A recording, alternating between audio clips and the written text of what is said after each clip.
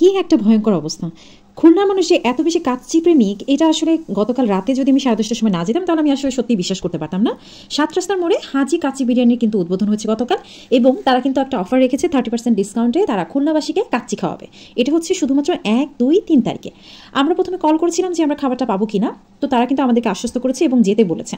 যাওয়ার পরেই এত হুড়োহুড়ি লেগেছে যে তারা পার্সেল বন্ধ করে দিয়েছে এবং ভিতরে যাওয়ার জন্য আমাদেরকে সিরিয়াল দিতে হবে, যে সিরিয়ালের ডিস্টেন্স এত বেশি যে এত সময় নিয়ে আসলে দাঁড়িয়ে থাকা সম্ভব না। পরবর্তীতে অনেক রিকোয়েস্ট করার পরে কিন্তু আমরা 1 প্যাকেট কাচ্চি নিয়ে আসতে পেরেছি, কিন্তু দুঃখজনক হলেও সত্যি যে দুটোতেই আসলে হাড় ছিল, মাংস ছিল না। এটা আসলে খুবই কষ্টের বিষয় যে এত কষ্ট করার পরেও এটা পেলাম না। কিন্তু তবে এটা কিন্তু তাদের কোনো দোষ নেই, এটা স্বীকার করতেই হবে, কারণ শেষের দিকে আমরা যেহেতু গিয়েছি সেখানে মাংস পাওয়া যাবে, এটাই স্বাভাবিক ছিল, তাই না?